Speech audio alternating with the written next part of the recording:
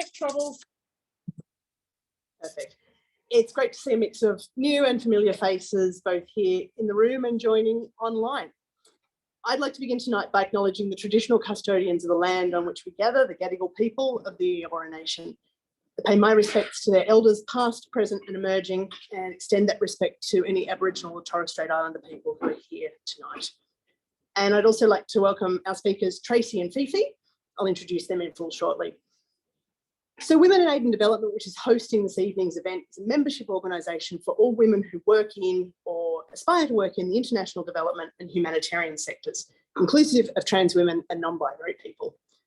We're part of a global community of women in aid, and we'd love for you to join us in celebrating women across the sector, sharing our experience and supporting each other and inspiring each other to pursue and succeed in leadership roles today and into the future. You can connect with us and with women at all levels across the sector by engaging in conversations on our Facebook page, on LinkedIn. And if you hear or learn anything particularly interesting or memorable tonight that you'd like to share on social media, please do tag us. My name is Michelle Imerson, my pronouns are she, her, and I'll be facilitating this evening's session. I'm an international development consultant with particular interests in public health, advocacy, research and gender. I've worked and volunteered all over the sector, in academia, and in a couple of different parts of the world. I'm also a member of Women in Aid and Development's Events Committee, which meets regularly to discuss ideas for these events, organise them and find speakers. I'd like to acknowledge my fellow Sydney leaders who are here this evening, as well as board members and our chair, Chris Franks. So some quick housekeeping before we start. Bathrooms outside and around to the right, all the way to the end of the corridor. Fire exit is next to the lift. Probably goes without saying to a smart crowd like this, but we don't use the lifts in case of emergency. Please help yourself to food and drinks up the back while we're going this evening, and do stay on afterwards for more in-person networking with other participants and with our speaker. Our session tonight's being recorded and we'll share that with you afterwards so you can listen back and share with others. Each of our speakers will have about 15 or 20 minutes, and then when we've heard from them both, we'll have time for questions. So while you're listening, please keep in mind any burning issues that come up for you. So tonight we're going to be talking about new technologies in the aid, development and humanitarian sectors. So technology, from vaccines to mobile phones and the internet, has enabled significant development progress over the decades. The UN recently called for improvements in this area, arguing that we must assess how technology can be mobilised to provide solutions to our greatest challenges in achieving the SDGs. These new and emerging technologies have become part of everyday life for billions of people around the world at a pace that increased during the COVID pandemic with the use of artificial intelligence, blockchain, digital cash, as well as digital tools for education, business and healthcare. At the same time, we've seen growing concerns over data protection and privacy, cybersecurity, personal liberty and misinformation. These raise fundamental questions about technological preparedness, effectiveness and mobility, as well as digital inequality. Communications, supply chains, project planning, program monitoring are all parts of international development where technology is already effectively utilised. Development professionals and students of international development alike need to be thinking about how technology will continue to alter how global challenges are addressed. So to dive into these discussions and to hear also about career building, the choices and challenges that has entailed, and the support that's made a difference, I'd like to introduce the first of our speakers, Tracy Shields. Tracy is the Senior Advisor for Child Rights and Protection at Plan International Australia, PIA. As the charity for girls' equality, PIA focuses on a world where girls can take their rightful place as equals. PIA has been working with Child Fund Australia, another Australian NGO that's focused on reducing child poverty globally, on a project about online safety in the Pacific. This project is supporting events and opportunities on children and young people's online safety, and providing young women a chance to safely discuss how online safety impacts their lives. Tracy's worked on issues of child rights, gender and protection for over 15 years, including in humanitarian contexts, and was previously the Global Technical Lead for Protection from Violence with Plan International Global. Over to you, Tracy. Thank you. Hi, everyone. So my name's Tracy, and I would like to start with an acknowledgement that I am calling in from terrible lands here, and I would like to pay respect to elders past, present and emerging. I am also really pleased if I can see things properly. I might actually have a familiar face in the audience with Harley from Child Fund Australia, who is, yay, I'm really, really pleased. So it's true partnership. I'm so pleased you're there, Harley. It's lovely to see your face. Yeah, hello. So, but I'd also like to also acknowledge today is, if you don't know or not aware, it's the United Nations International Day of the Girl. And it's actually the 10th anniversary of the United Nations International Day of the Girl. It's a really big deal for us at Plan, because we actually helped kind of spearhead this as a day 10 years ago and advocated for the UN to take it on board. So it's been a really, it's a really lovely day within the organization to be celebrating all things girl, and to be, I guess, you know, joining you today to chat a little bit about our online safety work in the Pacific. So I guess to give it a bit of context, I've been working in child protection for lots of years, mainly in programming, so not the policy and advocacy side. And for me, the most important thing if we're talking about programming is kind of programming based on really sound research. And I think in this digital and online space, that's even more important, because in some of the contexts that we work in, there's just really not a lot of research being done. So we actually started this work with a piece of research which was with Western Sydney University, and that was between October 2019 to about March 2020. And of course, if you're familiar with what's happened in the last few years, interesting time to be doing some research just at that cusp of COVID. But it was really important as a piece of research to explore children and youth perceptions of online safety and online access through Kiribati, the Solomon Islands, and Papua New Guinea. And it wasn't just the children and youth we spoke to parents and caregivers, and we spoke to key stakeholders as well. So the research was looking at things like risks, responsibilities, opportunities, and what kind of recommendations to make. It was all qualitative research. So in case you're not familiar with the term, that means there was a lot of talking. So we would do a lot of focus group discussions with small groups, or we would do what's called a key informant interview. I say we, this was Western Sydney University who were delivering this work, and they were doing it in a really, really participatory way using something called Living Labs. The report's available on Plan's website. And I really love it because it actually gives you a couple of ideas of kind of the images of some of the way that they were making it really participatory. So with small groups of children, it wasn't just what's your experience of online safety. They'd ask questions like, if you had to write a letter to your government, what would you recommend about online safety, or what would you say? So it was really trying to get kind of a granularity of the context, which I think was really, really important.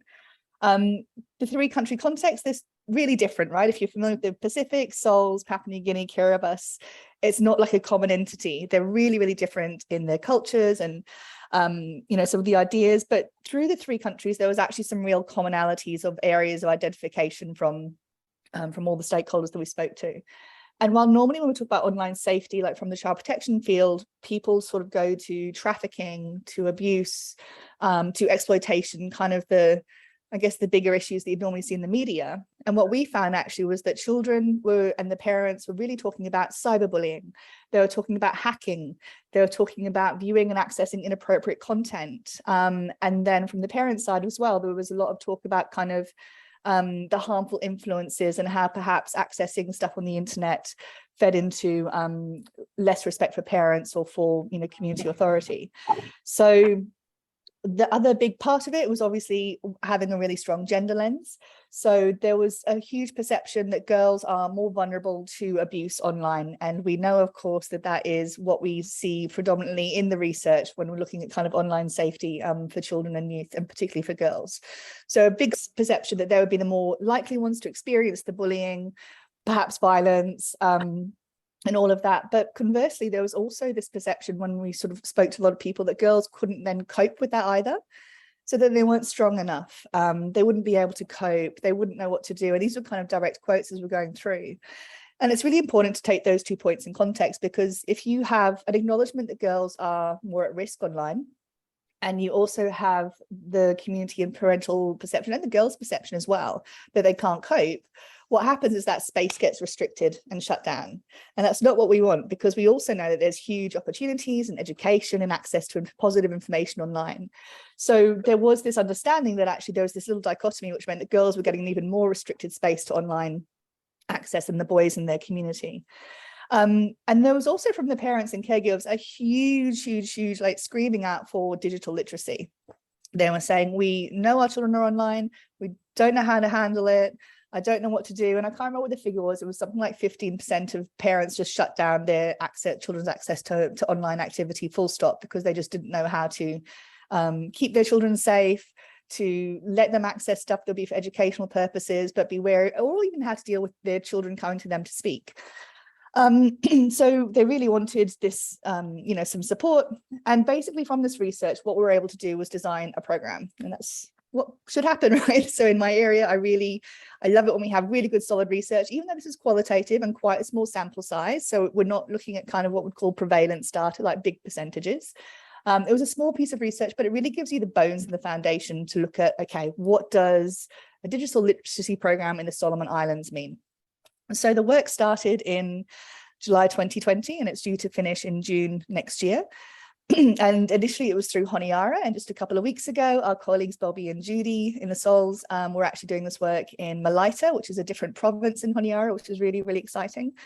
And the program concentrates on kind of, I guess what we call it in child protection, the socio-ecological model of the child. If you haven't heard of it, it means you kind of had the child at the center of your work.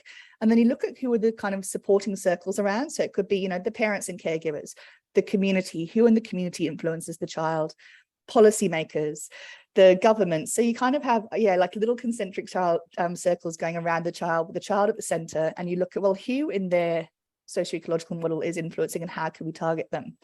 So we use Child Fund's really fantastic curricula, which is called Swipe Safe. Harley can bring me up if I've got the wrong information, but basically Swipe Safe, it's been doing incredible work in Vietnam to the point where it's kind of looking at working with the government to make it like a standardized curricula through all of Vietnam. It has 6 areas that it mainly focuses on, which I will read because I always forget them. And it's looking at permanency, so permanency of data online, connection, so the fact that you might sort of connect to someone, but what does that mean? Like, do you actually know them? Are they actually sitting in the middle of London? Respect, so that concept of you don't say anything online that you wouldn't say in person. Information, so how you can actually seek information that is true and accurate online. The idea of public, so things that are out there, and also what's anonymous. So there's kind of 6 areas to Swipe Safe. Now, Swipe Safe's been working great in Vietnam. We constantly take that and plug it into the Sols. And so there's been a huge amount of work. And again, I really call out the work of Bobby and Judy, who are incredible colleagues in Solomon Islands, and the youth facilitators they work with and the communities they work with. Worked really hard to contextualize Swipe Safe to the Solomon Islands context. Because for me, if you're talking about things like digital literacy, you can't just parachute something in, roll it out and say, here you go, fantastic, I've met all of my outcomes. So the contextualization side of this has been really, really important. And what that has meant, we've looked at peer-to-peer youth training, working specifically with Honiara City Council and the YWCA in Honiara, looking at kind of youth networks, bringing youth together who they're teaching Swipe Safe curricula to other youth within their community. Parents recognizing that you can't just give them the standard what we might be giving the youth and the children. They've got their own very specific curricula as well, which again responds to the needs that they articulated that they needed. We're doing a really exciting piece of work with communities, particularly with schools and with faith groups. If you're familiar with the Pacific, faith is such an important aspect of kind of gatekeeping and opportunities. So working with kind of churches and schools to actually get their first online safety policy. They haven't had this before because there's no legislation. So again, we're working with a great consultant, Anika, and she's been helping to work with communities, work with schools to give them the awareness of what online safety is. What are the issues children face? And then also how can we transfer that into their own individualized online safety policy in their schools and churches. And that went really, really well, actually. And I think we had a call back in May when it was first rolled out, and Bobby and Judy, they're asking us how quickly we can sort of provide the policies. And it was a real moment where you can see kind of these community entities being really excited about the work. We also work with things like the Royal Solomon Islands Police Force, recognizing there isn't a great referral system for child protection, online safety. So how do you strengthen the people who are involved? So making sure they're aware of child protection issues, of online safety. How can they report? How can you look for kind of the ways to, if you have a case of cyberbullying, how do you actually make that, bring it to the police? And if there isn't a cyber bullying law, can you use a bullying law? Can you use a something else different. So we're working with all these different stakeholders and including the ministry as well. One of the really exciting things, so International Day of the Girl is today, but it kind of will roll out through many countries over the next couple of weeks. And the Solomon Islands will be the 18th and the 19th of October. And we had a meeting yesterday with Judy, and she was describing, obviously, it's going to be a big event in Honiara, but also they're going to do a side breakfast. And the breakfast will have the youth facilitators who will speak to all these different ministries and members of government and produce their own, their thoughts on online safety, their thoughts on the project. And then the ministry and the government will have a chance to respond. And they're the things that I get super excited about, that kind of youth who might not have been aware of their online rights or how online safety impacts them are able to now articulate their needs and what they want and the changes to the government in the Solomon Islands in the hope that they'll make some differences. And I should have probably preceded all this by saying I'm not a digital specialist or an IT specialist at all. I'm firmly a program child protection person. So this has definitely been a whole kind of world entering in. But I think the way the project captures gender, it also is really strong on disability inclusion, working specifically with disability rights organizations in the Solomon Islands as well. But the way it's just at the heart, always try to contextualize and said, if we want to look at online safety for children and youth in the SOLs, then make sure we're responding to their needs and continuing to kind of change things as well. The other thing I've loved is the ability to listen and respond. We were never meant to work in Malaita. It was always Honiara. And it was the suggestions of kind of youth and parents going, but Honiara is the center, IT is relatively good. What happens if you shifted it into a rural area into Malaita? And we were able to do that. We were able to pivot and do that. The youth were also, and it kind of makes total sense now that you think about it, said, can we have swipe safe on an app? But I don't know for you, Harley, but for me, it's when you hear that as a suggestion, you go, yes, of course, it makes absolute sense to have swipe safe as an app. It's probably not as easy as a process to do it. But again, it's checking with the youth and taking that idea of adaptability and being able to to respond to their needs and fit the program to it. So yeah, it's really exciting work. I emailed Chris last week on a whim on a Wednesday night because I kind of kept looking at the theme. I was like, I think, that's what we're doing. We're doing digital stuff. We're doing online, and we're doing it really well. And I think in a way that's super contextualized and responding to the needs of people within Honiara and Malaita. And yeah, so that was kind of my little chat. I haven't gone too much into kind of how I got into it, but I did the same thing last night, and that was a question. So I'm going to hold off there just in case that happens to be the question I get asked. But there you go. I hope that was responsive to what you were all looking for. Thanks, Tracy.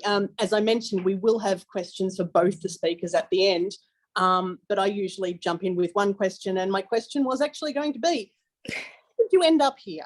And that's particularly because you mentioned you're not a digital specialist, but also this child protection work is fairly niche, and certainly in the online space is quite new. So I'm sure I'm not the only one who'd like maybe a little potted history of your career that's led you to now be doing the work you're doing. Yeah, absolutely. I started off with Australian government as a graduate, so I was actually with Department of Education, and my father had worked in international development for quite some time, probably since the age of about 60, and I always really respected and admired how he did his work. My dad was a bit of a misfit in that he just was so much.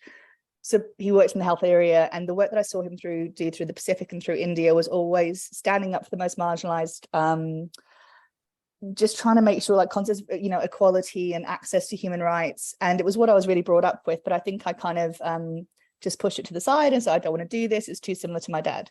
Never say never. I don't know what tweaked or what happened, but I just decided I ended up working with JTA International in Brisbane, which is now, I think, ABT Associates, with an incredible person called Dr. Jane Thomason, who I don't know if she was recognizing it, but she kind of really nurtured a lot of young people at the time to, I guess, get our breaks in international development. And I was more general when I was in Papua New Guinea, where there are really, really high prevalence levels of child protection and of gender-based violence. And those years, they really transformed me. And I was working in child protection as a program manager because I couldn't not. And yeah, I just kind of thought, this is, I just couldn't not work in that area. It was just a real drive and a real strong connection. And I ended up working with World Vision at a time that they had a brand new child protection program model, a way of doing things, and was rolling that through 15 countries, including in humanitarian context. And that was just the most, I've been really, really lucky to have kind of got into organizations at really interesting times. And that was just amazing to be rolling out like a child protection model through 15 countries. And the ability to kind of work with children and families across the world. It was just incredible. And my day could look like playing soccer with 50 kids for half a day to, you know, sitting down and talking to the government members, and at the whole time like supporting the people, the country officers of the child protection system in country, so that I don't need my job. And I think that goes without saying, right? I don't want to work in child protection. I have a 3.5-year-old now who is somehow not interrupted with her dad. I don't want to work in child protection, but these things shouldn't exist until such a point in time that I can be smart of a small piece to help people in countries stop child protection issues. I will do this. And then when that finally happens, I'll become a chef. That's what I really want to do, to be honest with you. So that's kind of how I got through and where I am. That's brilliant. Thanks, Tracy. We will come back to you and to Fifi together in about 20 minutes. So to follow on from Tracy, I'd like to introduce our second speaker who is here with us tonight. I think we gave our online viewers a little look at both of us before, but Fifi Rashando is the Impact Investment Manager for Good Return, which is an Australian NGO that works to improve the standard of living for some of the poorest people in the Asia Pacific through livelihood development programs and improved access to financial services. In this role, Fifi manages Good Return's Gender Lens investment team, business advisory support and stakeholder investment to support agricultural value chain financing and build inclusive economies in the region. Fifi holds a strategic leadership for inclusive finance certificate from Harvard Business School and an MBA from the University of Wollongong. She has over 20 years of management and consulting experience in the inclusive finance, impact investment, international development and humanitarian sectors in the Asia Pacific, and has contributed to the growth of reputable organisations that build inclusive economies and ensure the participation of marginalised people, including women and people with disabilities. Fifi also serves as Executive Committee member of the Australian Disability and Development Consortium, and she's a non-executive director of the Leprosy Mission Australia. So Fifi and I are going to spend about the next 15, 20 minutes talking in a sort of an interview format. So Fifi, that's quite the CV, and I'm looking forward to getting into all of this with you. Can we start, please, just with a brief overview of some of the terms I've just mentioned in your bio that might not be familiar to everyone in the room? Especially interested in what you mean or what the sector means by things like impact investment and gender lens investment and inclusive finance. Sure. So impact investment is a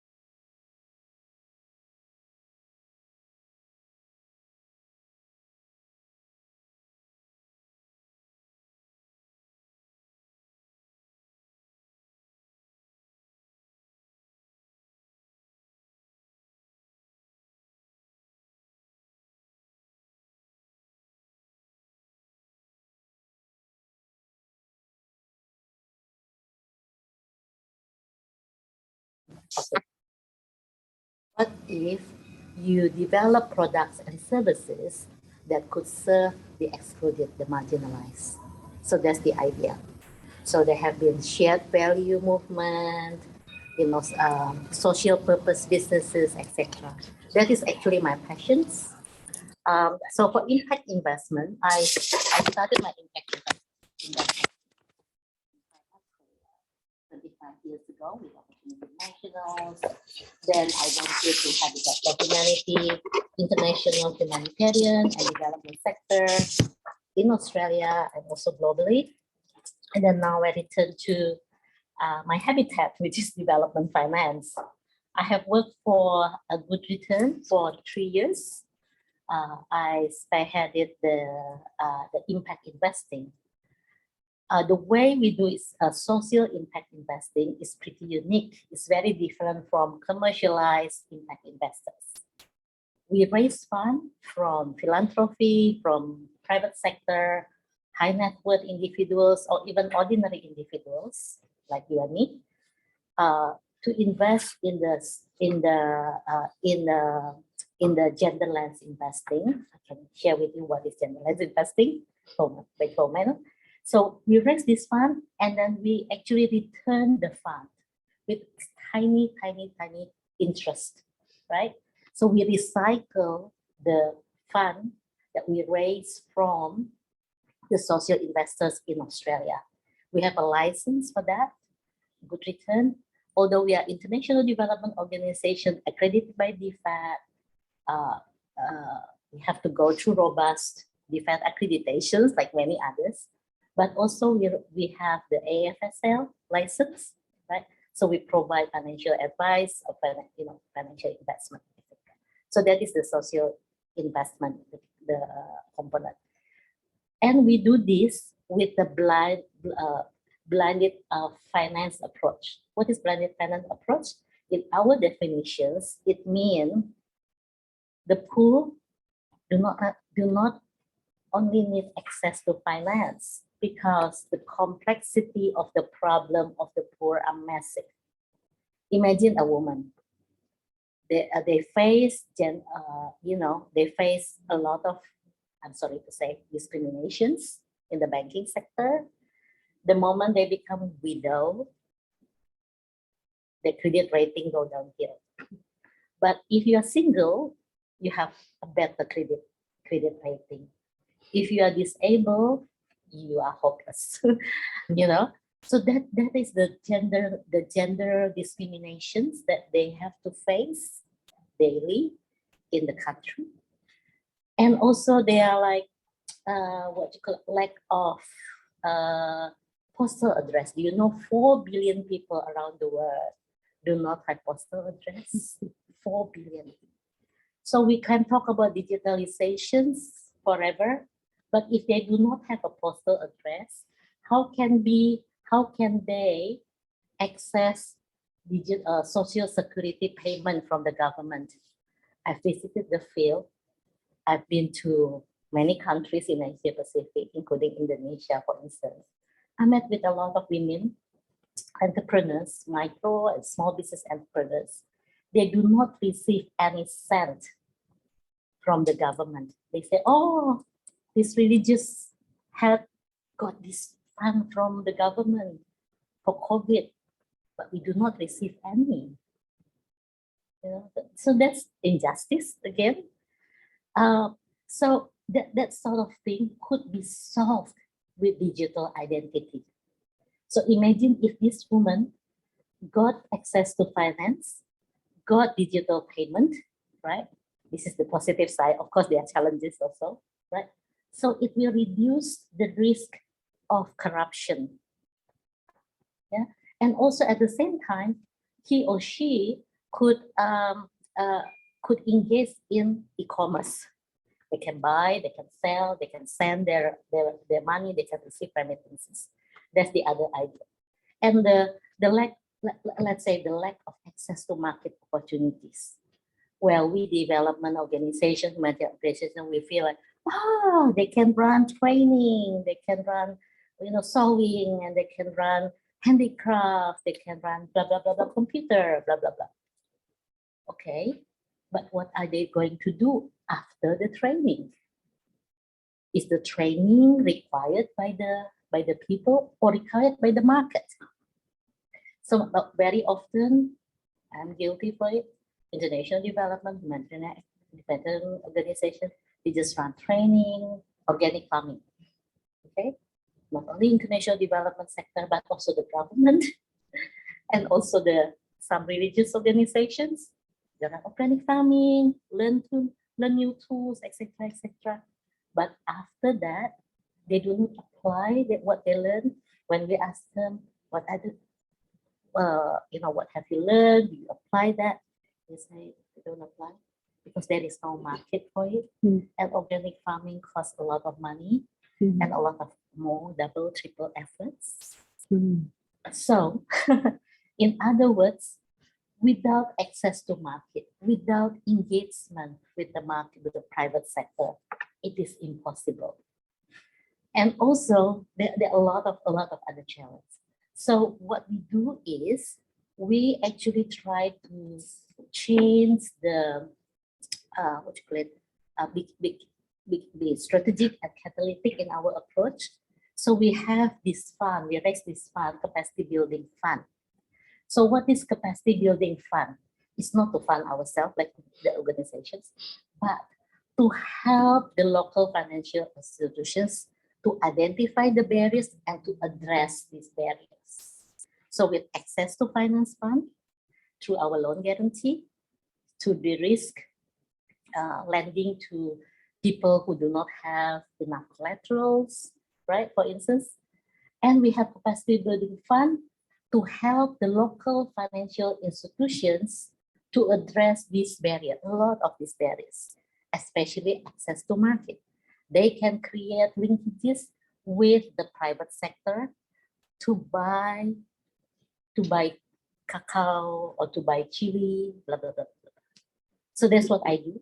I create, not me, but with me and my team. That's how we do the impact investing, especially to address the needs of entrepreneurs, women entrepreneurs, and people with disability. Okay, so I think you've started to get into this in some of what was a really comprehensive answer, but you've talked about the finance side. What's technology have to do with all this? Yeah, so we are Good Return. We specialize in financial inclusions. Right? So so we offer 3 types of programs. One is through financial literacy and small business training. We call it consumer awareness, empowerment, etc. Through cafe programming. And secondly, we have the academy and e-learning to empower staff of local financial institutions in consumer protections and in providing responsible and inclusive financial services. And the third one is access to finance. We provide microloans to micro entrepreneurs who do not have access to financial services, such as women, youth, and people with disability. And also we provide a loan guarantee to SMEs in the agricultural sector. But I know when we were chatting earlier, you were telling me to discuss a really specific example. You were telling me about some of Good Return's work around, say, app development, Yes. which, as we know, more and more people everywhere now have a smartphone. Yes. What does that mean, and what kind of opportunities does that unlock in the sorts of communities where you work? Yeah, fantastic. So 2 answers. One is we partner with Accenture to develop applications. It's called Money Apps. So to empower women and people with disability to differentiate individual personal expenses from business expenses. So we do that. So after a period of time, they have track records. So they can actually bring the records to local financial institutions to get access to capital. And the other one, we partner with local fintech around the world, right? Fintech, possibly like most of them are startup. They are pioneered by young people. They are very idealistic. They have so much energy. This is finance technology. Exactly. Yep. Exactly. So they disrupt the financial sector, completely disrupt the sector. We love it. So the way we develop partnership, we think like, okay, let's not focus on the type of financial institutions. Let's focus on the need of the people. What the people need. Who actually can deliver the financial services well, efficiently, and with and with the alignment with our social missions. And then how about how to develop partnership with the local financial institutions? We do not attempt to make Westpac become, let's say, become NGO, International Development Organization. It's impossible, right? But we approach banks or financial institutions like fintech or microfinance institutions. We let them know, look, we want to help you to be a responsible and inclusive financial services. It is very important. With the current millennial, they have more social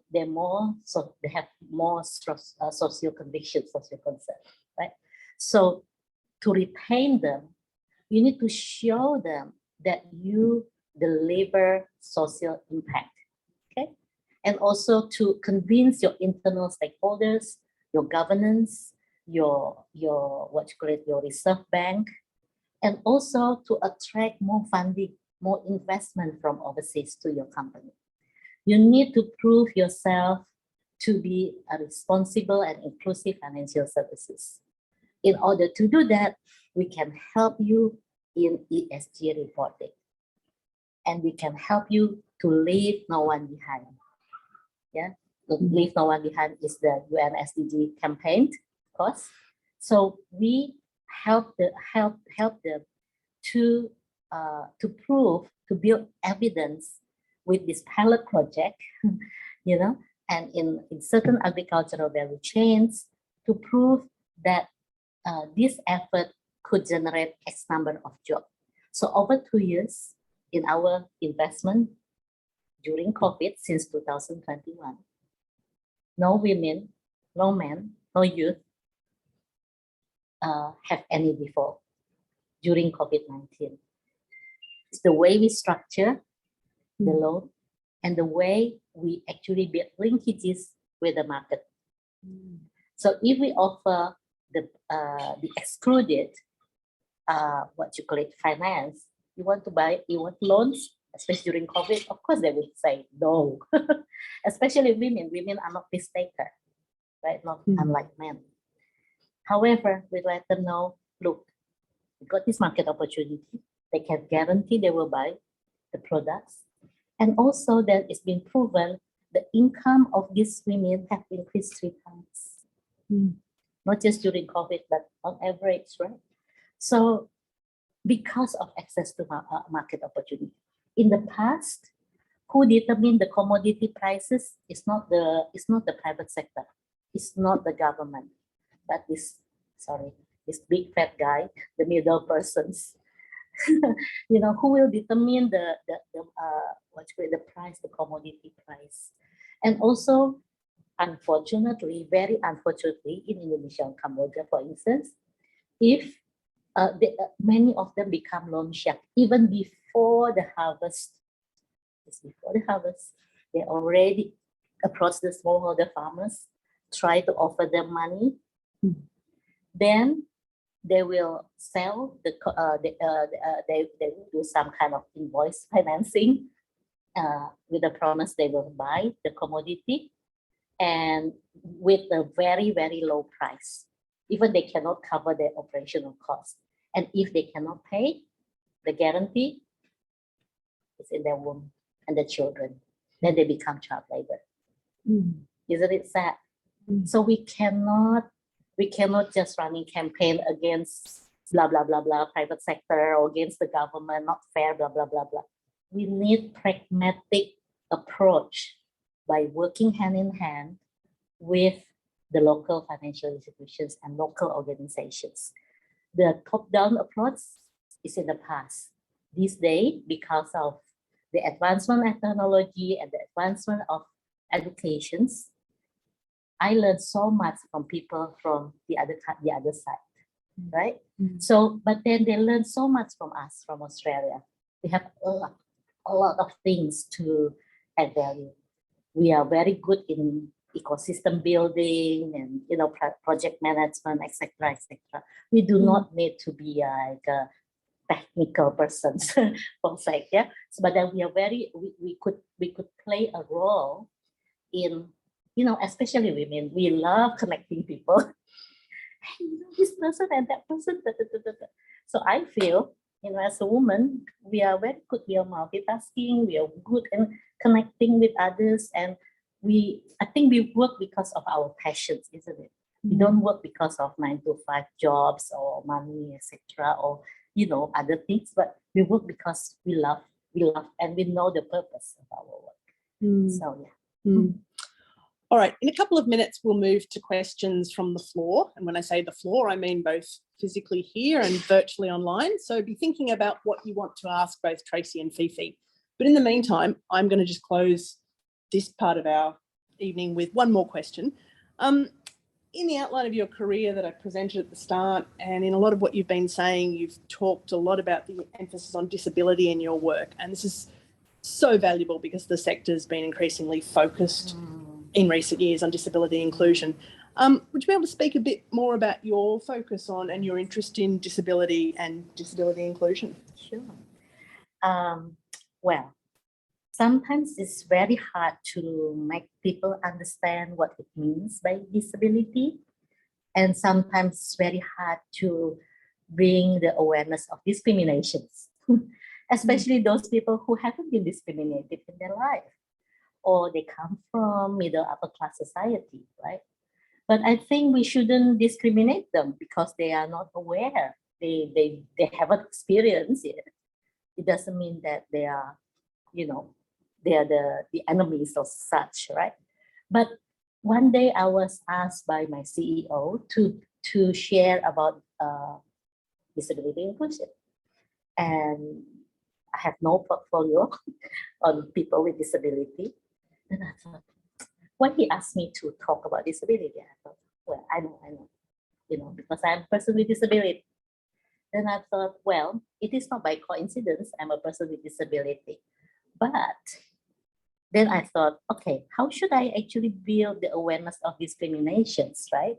Especially with the partner of large corporate, in Sydney. How can I actually convince them? Then I was thinking, okay. So I share with them with this statement. Okay, have you ever been excluded by your neighbor or your best friend's barbecue party? You're not invited. You're not invited. You feel so excluded, and why she doesn't like me? Why I'm not invited? Perhaps blah blah blah blah. You have a lot of assumptions why you are not invited, right? But these exclusions feeling is what people with disability experience every single day, including women or either minority people group, LGBTQ or whatsoever. Right? So this exclusion feeling, and perhaps they might be invited to the party, but they're never asked to dance. Have you been to the dance party, maybe like high school? Yeah, everyone is invited, no discriminations, but you was standing there in the corner, nobody asked you to dance. You see, it's a bit funny, blah, blah, blah. So that's exclusions. And as a person with disability, I'm really grateful for Australia. I'm Australian citizen now, for being given the opportunity of employment, and every employment that I have got is not given to me because of my disability. In the past, I said, I don't want to be a disability inclusion focal point or JETC, gender equality, disability inclusion officer. No, I don't want to do that. But now I am actually becoming part of it, right? Because I do the JETC, development finance, etc., etc. But the fact that I love the concept of don't give me pity, give me opportunity, give me a hand up, give me equal opportunities, give us equal opportunity for women, for minority people group, for people with disability. And disability inclusion becomes such an urgent need in the development sector, because the person with, what you call it, people with disability is the largest minority people group anyway, right? And they have so much potentials. They have so much potential they could realize if you could help them identify their strength and then start imagining their potentials to contribute to society. Imagine what the world would be. Imagine the contribution to the GDP and their satisfactions of what you call it in work and in their career and their business. So yeah, I told everyone that I'm the result of collaborations of different people in the society, in Australian society, international society, for giving me the opportunity, right, to contribute. Yeah. So I think there's some others, people with disability who make a great impact in the society in Australia. For instance, I am the scholar that received AICD scholarships for people with disability. I met with many people with disability that aspire to take part at the governance level in the public and private sector, as well as social sector. And this is the, just to explain if anyone doesn't know, AICD, Australian Institute of Company Directors. So it's people who want to have the opportunity, as you've now had, to train so that they can become available to be board directors, because we should not only be running the programs, but running the organisations as well. Exactly. This is a great note to finish this part of our evening on. I'm just going to start with questions from the floor. And Chris, I was wondering if maybe you could handle questions from online so that everyone gets to ask the questions they want to ask. So if anyone in the room has a question, let's have it. For either of our speakers, I should say. Julie.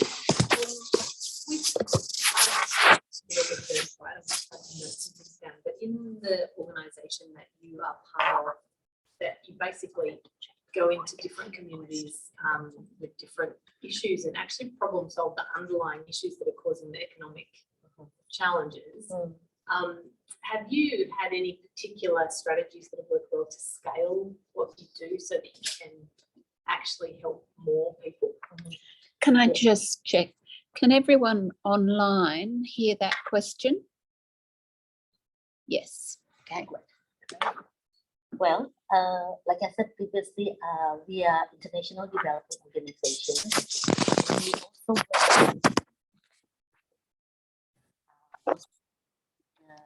central bank in different countries, with National Bank of Cambodia, for instance, with other central banks in Pacific Islands, right? And what we do is, even though our investment is, maybe only a few $100,000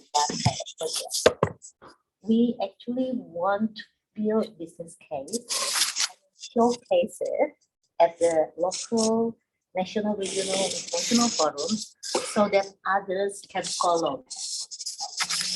So, for instance, recently I traveled to Cambodia and I attended the Global SME Finance Forum, which was organized by International Finance Corporation, World Bank. Right? So there are hundreds financial institutions there. So I have this tiny opportunity to speak on behalf of the people with disability. I'm the only woman there with person with disability as well, and give the awareness that the people with disability and women also could be trusted. They are bankable.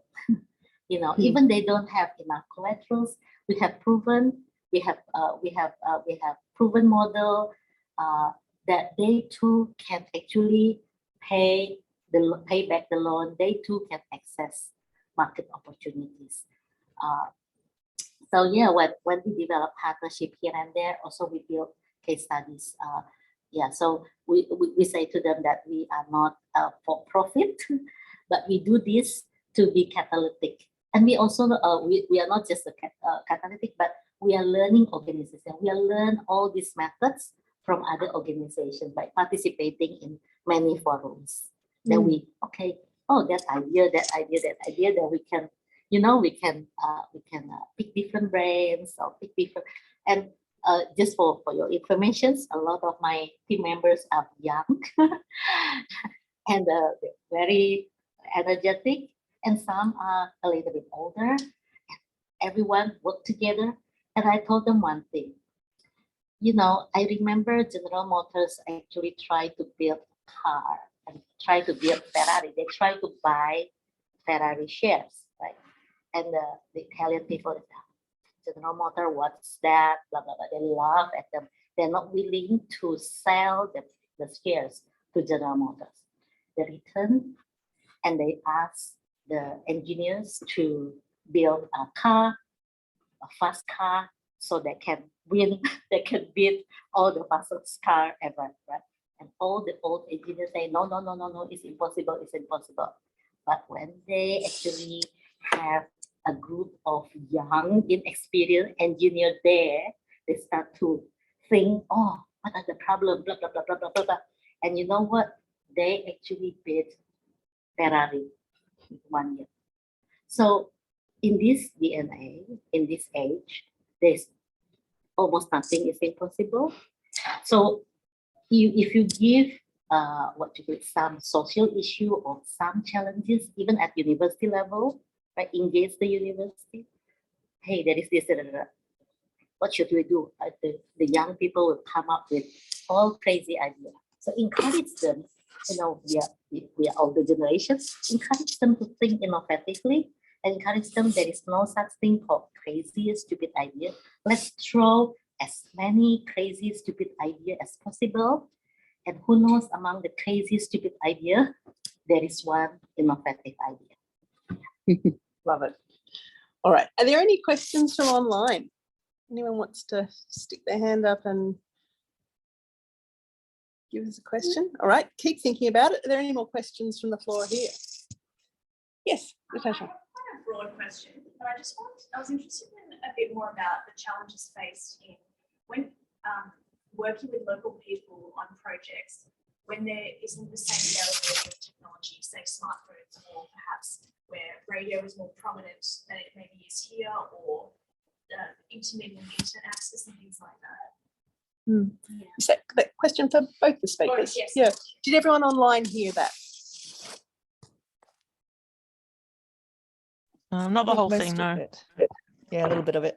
That's a question from someone a little further away from the microphone. The question was basically about the challenges, I guess, of working in country with local people who may not have the same access to, say, smartphones, or radio might be more common still than using the internet. Have I got the sense of that, Natasha? Yeah, great. And I think that was a question for both Tracy and Fifi. Tracy, did you want to go first? Did you have any contribution to make to that? Yeah, look, one of the first things I thought of, so I used to live in Papua New Guinea, as I said, and at the time, one of the biggest sources of information was the Pacific Health Radio Network. One of my friends sort of helped, he went to some of the most remote places, putting these radios in, and it was used for all sorts of purposes, for sort of sharing health information. And I think if you do have places which is a really active radio network, that's really, really a really fantastic way to be sharing information. I also can't tell you the amount of, I've been in the middle of nowhere in many different places, and the BBC Radio World Service, the little boop, boop, boop, I don't know if you're familiar with like the countdown, but I can't tell you the amount of places I've heard in so many different contexts, and it's always a particular kind of stillness sometimes when you're in a community and someone put a radio on and everyone comes through. It's a really, really wonderful moment. And yeah, I can't hear that bit from the BBC Radio World Service without kind of thinking of travel. So I think what's important as well in digital technology, we sort of spoke about this a little bit in Brisbane last night, is like getting the technology into the hands of the people, as exactly to say for the people who don't have it. And we were talking about how if you can get kind of adolescent girls particularly to be having access to some kind of, which is huge, kind of financial barriers, the social norm barriers, them having it, I just think it could be absolutely transformative. But we've been doing this work for years without kind of the form of digital technology, but there are obviously just so many instances where it just leapfrogs. I was in PNG when mobile phone technology Digicel came in, and the change in access to mobile phones and information in 3 years, I can't describe it. It was like a visual impact to see so many people having access to phones and information, and then kind of all of the associated positivities and some of the challenges that came with it. So I guess we've been doing it for a long time without digital technology, and, you know, obviously like face-to-face is still some of the most effective ways to communicate, but as we're learning more and sort of progressing more, I think it's just about getting it into the hands of those within communities and within places who just don't have it, and how transformative it can be for their lives. Our applications can work when people do not have access to internet. And also we work with a lot of other partners, organizations, fintech, blockchain technology, the use of smartphone, for instance, sometimes is rare. A lot of times it's rare, especially in the rural community. So they use the simple mobile phone, sending text messages, for instance, you know, and they call it the text messages as coins. So for instance, one of our partner organizations in Nepal, founded by 2 young women of Nepalese, they offer software to digitize microfinance monitoring, that reduce the microfinance operation monitoring, and they disburse the loan in the form of token, so SMS, and then using the SMS they can actually buy input supply. Input supply meaning like, you know, fertilizers, agri tools, blah, blah, blah, using the SMS. And then when they sell the crops, right, they will receive the payment in SMS also, in tokens, and then they can actually monetize these tokens, this SMS, to their financial institutions. So this is pretty innovative, I would say, right? I would never thought of that. Yeah, so there are different tech people. In the past, tech people, especially in the banking sector, they would be like, oh, you know, they have problems, they have to solve them. But these days, the tech people are like almost equal to the bankers, right? They actually come up with brilliant ideas to disrupt the financial sector, which is amazing. Also, like they offer different services, like developing cooperatives in the field, ensuring that they have they have a fair price for the commodity, ensuring that you know, they meet the criteria that, especially from EU, right, to have traceability in the crops, for instance. So yeah, you know, basically there are a lot of good things out there. Yeah. Any other questions immediately from either in the room or on Zoom? Yeah. Hi. Yeah. It's a little bit broad, and I don't know if we touched on it a little bit, but like I'm really interested to understand like how like anyone sees like the future of like information dissemination from like the people like through to programs and then supporters, and like what that could look like in the future. Great question. Just to repeat that for online, someone's asked a question about the future of information dissemination from the program site through to program people and back to supporters. Great question. I think probably either Fifi or Tracy, if you've got any thoughts on that, would be excellent to hear. Well, maybe Tracy might like to talk about Sarah's program from last night, Folktale. Folktale, yeah. Put me on the spot, but yeah. So we had a fantastic speaker last night, Sarah, and she and her husband run Folktale. I am not going to do it justice, but it is incredible. Please, go on to, it was shared on LinkedIn from the Brisbane event. Please go check out Sarah's actual work in her own words, because that's pretty much what the premise of her work is actually storytelling from the people themselves. So recognizing that the most powerful stories and the most powerful stories of influence and impact come from the people who are able to tell them themselves. And her husband is a filmmaker. Sarah had a background in disability in Canada before she moved to Brisbane. And basically with folktale, that what they're also using folktales not for the purpose of just telling stories, but also for storytelling with monitoring, evaluation and learning, which was really, really exciting to hear about that. So I think monitoring and evaluation can be quite paper-based. It can be very planned, you know, sitting there and trying to get, you know, do many surveys. And of course, digital technology is really helpful in terms of now being able to do all that kind of either on an iPad or WhatsApp and stuff. But at the heart of what her and what folktale were trying to do is actually use stories from people themselves and then reflect that into the monitoring and evaluation purposes, processes. And I'm really, really interested in it. And I'm going to get a hold of Sarah and just sort of send those contact details through our programs team, because I was like, my gosh, you can actually be monitoring, evaluating, providing research and learning authentically from the people who have both benefited and have critique. I think is really important, those two sides, through digital technology. Then how much more impactful will that be? And Sarah was much more articulate, but I hope I have done a little bit of justice to the work. And yeah, please go check it out online. It just looks absolutely phenomenal. You did a great job there, Tracy, and recorded the session last night. Yes. And that'll be up online in a week or so, maybe 2 weeks. So you could always go there too. Thank you. Sorry, back to you, Michelle. Did you want to have anything to say about that, Fifi? Yes, sure. We do have a ESG reporting, impact reporting.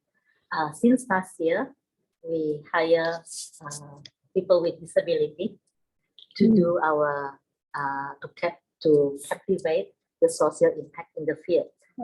So we actually hire local Cambodian, local Indonesians who have disability, and they actually capture the impact of the projects, and they in the field,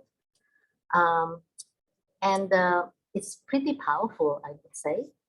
So just having 2 or 3 minutes case studies like that and showcase it through LinkedIn, through our social media, and share it with our donors, with UN and the Australian government, it actually really inspired them. They said that we have very good positive feedback from them, rather than receiving quick reporting and, you know, which they might not have time to read. So having that kind of tool, digital tool, is very powerful. And also don't forget the people in the field, local people in the field. They use TikTok, they use, you know, they use mobile phone, right? So we encourage the local partners to use social media to share about the good works they've done. And besides that, of course, we have a quarterly impact survey, portfolio survey, and annually we have done qualitative survey, you know, to really understand the positive, also the negative impact of our program. A lot of time people actually shy away from looking at the negative impact, right? Thinking that, you know, if they will identify some horrible impact, then people might not fund us. But in fact, it is super important to captivate that, to, you know, to refine the model. Sometimes we shouldn't be blinded by our own program. Very true, very true. I'm going to follow on from that, because that's a tech-related question in a session on tech. For both of you, with a question, it's a little bit half-formed, but I've been thinking of it while you've both been speaking. I think it's been great to hear both of you talk about your work being very focused on gender. And I think we all know enough about tech. It's often been just, you know, the development of the technology has been really male, and that's had all kinds of consequences way down the line to the user and to the kind of contexts in which the tech's used. And another thing we see in tech often too is a little bit of a sense that sometimes the technology is an end in itself. It should be a means to an end, and just too often it's an end in itself. Yeah. As I said, a bit half-formed, but I guess I'm thinking, I don't get any sense of this from your discussions of your work, but how do you decide when something needs a tech fix, or when you just look at a situation and go, no, this is a programmatic job, or this is a system change job? We can't just make an app. Maybe we can make an app and that will help us come some way towards fixing this problem, but this problem is not about an app. This one might be about or something bigger than that even. Yeah, you're right. I mean, the apps and the technology is only a mean, right? But ultimately, face-to-face training cannot be replaced by apps. For instance, we need to train people who are blind, who have disability problem, and who have hearing problem, for instance, right? To access digital technology. We empower the local, we train the trainers at OPD, in Organization of People with Disability, right? And empower them to train other people with disability, for instance, to run financial literacy training using the apps. So that kind of face-to-face component cannot be replaced by apps. Today I had a discussion with one of the largest telco in digital payment in Cambodia, for instance. They also admit that face-to-face training cannot be replaced by an app. It needs to go hand in hand. So yeah, so. Tracy, do you have any thoughts you wanted to add on that particular question? The first thing I was going to say is you talk about kind of the invisibility of gender. Caroline, I always pronounce her name wrong, Caroline Criado Perez. She's a UK, and her book Invisible Women and her podcast Visible Women. The amount of stuff that you discover is designed without women center or involved. But the big one for me was cars and seatbelts, and that they only use male models. So first, like, I just think that podcast is brilliant for this kind of thing. But in this specifically, social norms. You will never change social norms on gender, on disability, on ethnicity, caste, if you are just doing this by an app. Social norms requires really that understanding of what you're trying to do, doing it slowly, recognizing the gatekeepers. So for me, anything on kind of a social norm change isn't an app fix. It can be a little part of it, but that, again, that face-to-face of, and it's not like it's not just going and doing 2 trainings either. So one of my biggest frustrations, if I ever see that we're working with faith leaders and we go, oh, we're going to be in generic across all INGOs, we'll do 2 training sessions and leave, and then that will be gender or that'll be child protection. It is just one of my biggest bugbears. It's 6 to 10 months, 12, 2 years. So social norm change is not an app and it's not digital. That is that's heart and time. It's long haul stuff. All right, that's enough question from me. Does anyone else have, let's call it a final question. We can make mine a final question. Does anybody have a burning question? Or any burning questions online? I don't see anyone. That's okay. So we have a final question here from Michelle, who's one of our board directors. My question is, how much is the focus on cybersecurity in your rollouts of your apps or with the digitization? When you go to communities that are learning to use technology, that's already a challenge. Teaching them cybersecurity and being smart about it is challenging. Of course, that question applies to you, Fifi, and for Tracy on cybersecurity, especially in the child protection sense. It's very important. How do we protect our children if we are rolling out things that are not necessarily half-baked, but they're not backed by the tech giants? How do we ensure that our children are protected? Great question. That's why I can brag about it because we are international development organization and we are the FED accredited agency. We have to abide, we have to comply with child protection, PSEA HAES, gender policy, disability inclusions, right? And we have our gender expert and child protection expert within our organizations. So amazingly, we actually provide these services to financial institutions, empower them. And for instance, recently, my colleague, Farrell, she actually used to work for UN Women. She actually empowered about 200 women, 200 staff, 200 or 300 staff around that, in Jakarta, in PSEAH, in build the awareness of child protections, of gender equality, and prevention of sexual harassment and abuse. So that kind of thing, need to take place even at the local financial institutions.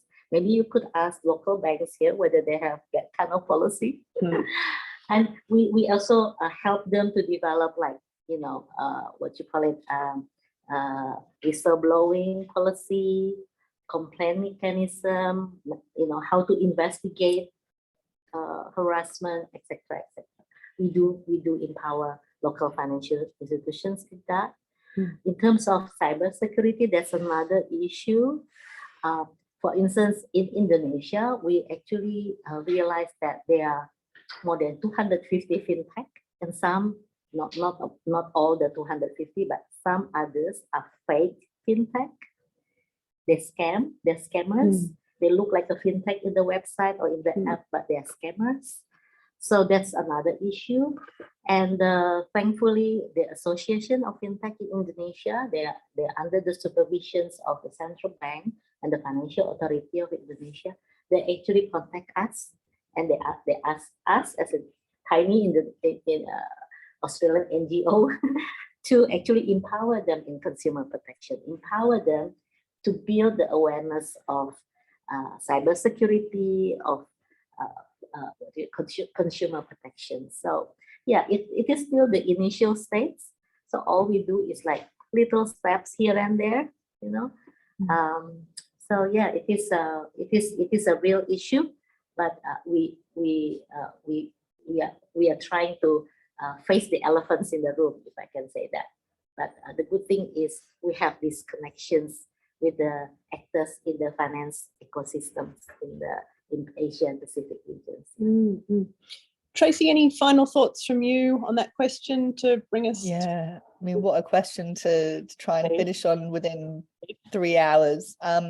Brilliant question. And the black and white is, yes, we have child protection, child safeguarding policies. We also have prevention of sexual abuse, harassment, and exploitation, abuse and harassment policies.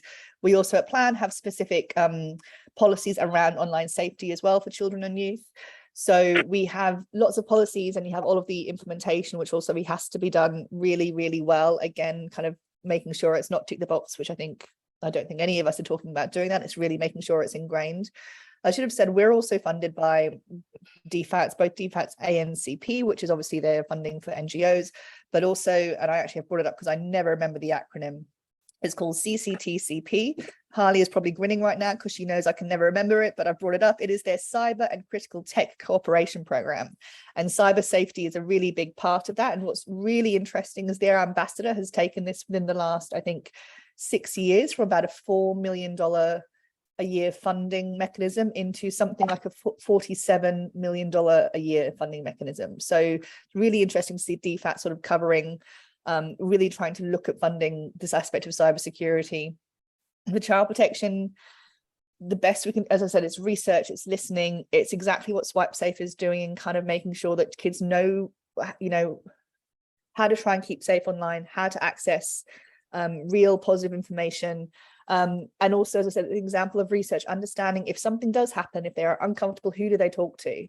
If we had based all of our program on an assumption that a child would talk to, let's say, their teacher or their health worker, we'd be off the mark, because we found out that children, if they're worried, were talking to their mums. We also found out through our research that mums were disenfranchised to access the internet themselves, that it was mainly fathers who withhold that restriction, right?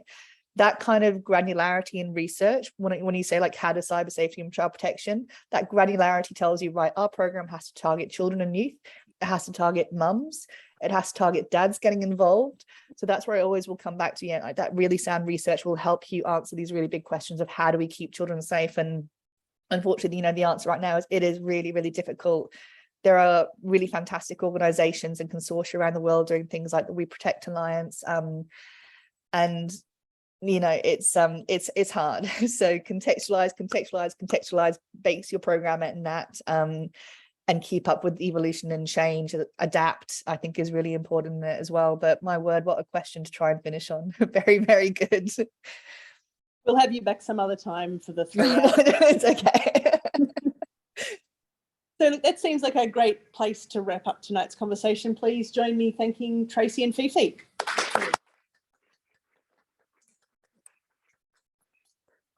Now, Tracy, being very hardworking, as she suggested, was at the Brisbane event last night and able to thank her then, but Fifi was not, and we would like to offer her a small token of our appreciation. A very funky Women in Aid and Development mug. You will have the best looking coffee in the office, and we look forward to both of you being at some future events and bringing your colleagues along as well. I'd like to thank the rest of the Women in Aid and Development Leadership Group who've supported the smooth running of tonight's event, and Chris, our chair, who always brings us all together. Please connect with us online, either on our website, on Facebook or on LinkedIn, and you can be the first to know about future events by joining our mailing list, and if you choose, become a member, which will assist us financially, as well as giving you the opportunity to be part of our mentoring program. Our next events will be our end of year celebrations. Hooray, we're nearly there. We'll be enjoying a light-hearted wrap up 2022 and looking ahead to the new year. But for now, that's all for tonight. Please stay on to network and socialise, and thank you for being here either in person or online. Thank you. Thank you. Good night. Thank you. And that was brilliant, Fifi. Thank you. Thank you, See you later. everyone. Bye, everyone. Bye.